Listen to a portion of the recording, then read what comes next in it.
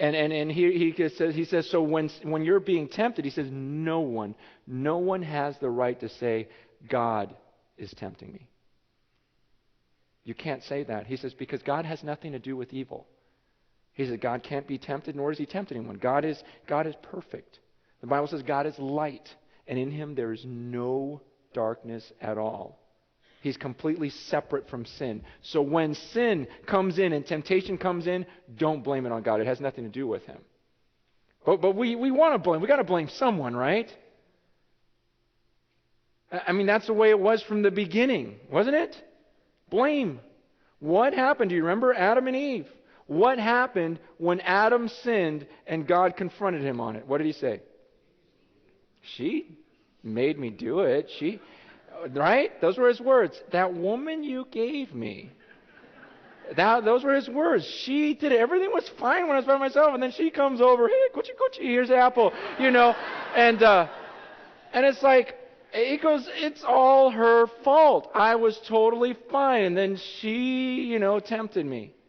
And so God looks at Eve and says, well, what do you have to say for yourself? What does she say?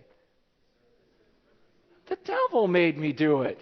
It was that serpent, the devil. It's not my fault. The devil made me do it. And so all along it's this blame game. And I thought, in my mind, I thought that it was like a 21st century thing, or a 20th century thing where people now are going, well, it's God's fault. He made me this way. I thought that was something that we came up with. In our generation, well, God made me this way, so he can't blame me. But you see that James confronts the same thing 2,000 years ago. People are saying, well, it's God's fault. And James says, hey, when you are being tempted, he goes, let no one say. No one should say. It's actually the imperative. It's a command there. The verb is a command. Don't you dare say that it's God's fault. He goes, you have some reverence here and understand that God is completely separate from evil. He's not tempted by it, nor does he tempt anyone. That has nothing to do with him.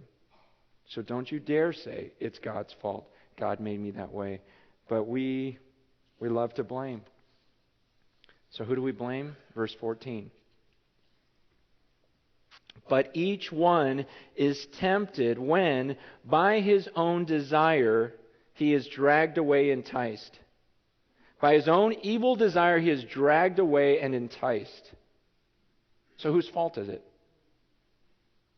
He says it comes, the literal words are, it comes under his own personal longings. The source of the temptation is from within.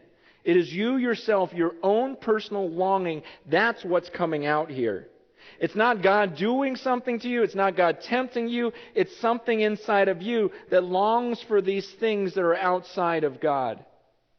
And he says, so when you're tempted, don't you dare blame it on God. Simple rule. Whenever you are tempted, it's your fault. And yet all day long I hear people go, but she made me so angry. Do you understand what she did? She's the one that seduced me.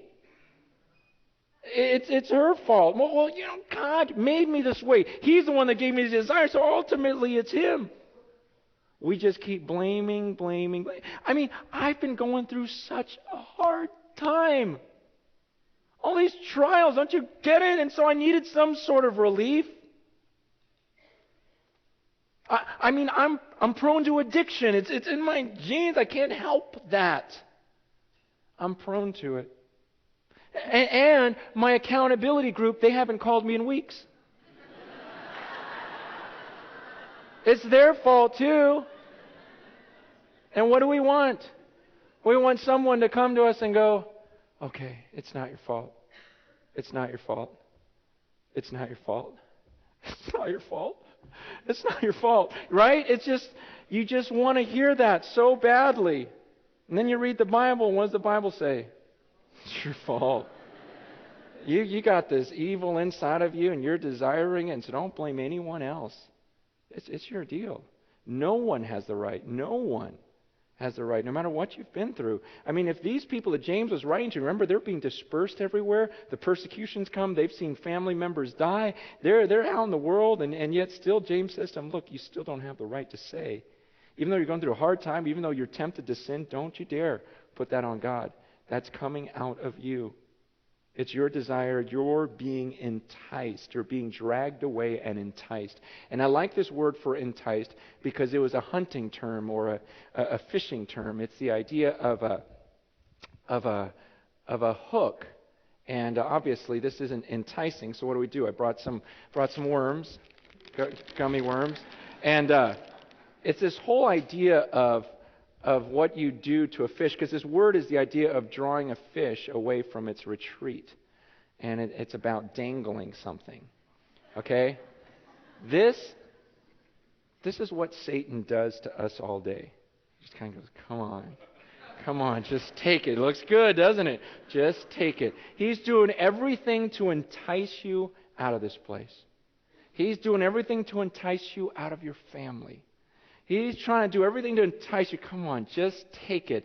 And and the hook's covered up, come on, you can't tell. And it's the same thing we do with a fish, just kind of luring it out of its retreat. Come on, just take it. Because the moment that fish takes it, you got him and the fight is on, right? And it's that same idea. And the thing is every once in a while, we're wise enough to not take the bait. And so what does Satan do? Give up? No? He goes, okay, that didn't work. That didn't work.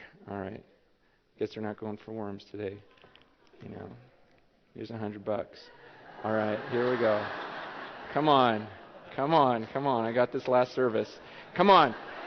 You just take it. And then suddenly it's like, okay, and because it's like, come on. You guys don't have to be at church this morning. You could be making some of this. You're sitting here, you lose money coming here. You throw it in the plate. You could follow me and actually get some of this. And he just keeps switching and switching. Okay, money's not going to do it for you? Let me try something else. All day long this goes on for us, right? Where Satan just goes, okay, ooh, ripped it. Oops, that's illegal, huh?